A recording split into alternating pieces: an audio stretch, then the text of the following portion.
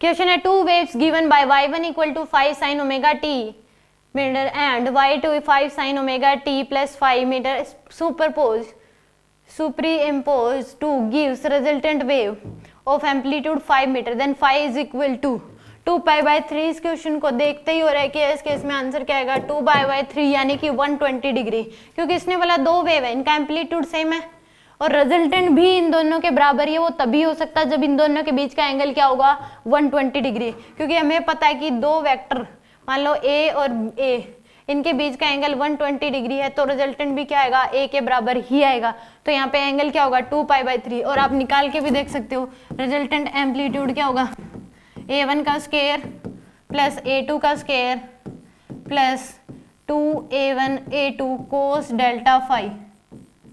और मैंने पीछे एक प्रीवियस क्वेश्चन में रिजल्ट भी बताया था कि रिजल्टेंट एम्पलीट्यूड अगर बराबर है दोनों एम्पलीट्यूड तो रिजल्टेंट एम्पलीट्यूड आता है 2a cos थीटा बाई 2। तो इससे डायरेक्ट हो जाएगा 2 इंटू में a की वैल्यू 5 इंटू में ये 5 दे रखा आपको cos थीटा बाई 2।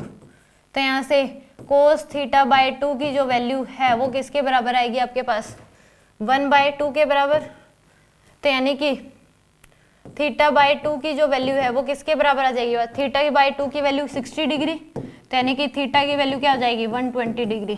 थीटा की वैल्यू क्या आ जाएगी आपके पास 120 डिग्री। इससे भी आप कर सकते हो बहुत इजीली, एक सेकंड में हो जाएगा 2a cos थीटा बाई 2। ऐसे याद रखना है कि दो वे जिनका एम्पलीट्यूड बराबर है तो रिजल्टेंट एम्पलीट्यूड क्या आ जाएगा 2a cos थीटा बाई 2। तो यहाँ से कर लो, ये 5 दे रखा √5 का स्क्वायर प्लस 5 का square plus 2 5 into 5 cos delta phi. दोनों side square 25 equal to 25 plus 25 plus 50 cos delta phi.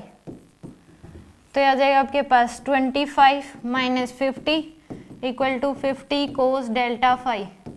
तो आ जाएगा माइनस का 25 डिवाइड बाय में 50 equal to cos delta phi. तो यहाँ से आ जाएगा -1/2 और डेल्टा फाई क्या आ जाएगा 120 डिग्री, यानी कि 2 पाई बाई 3।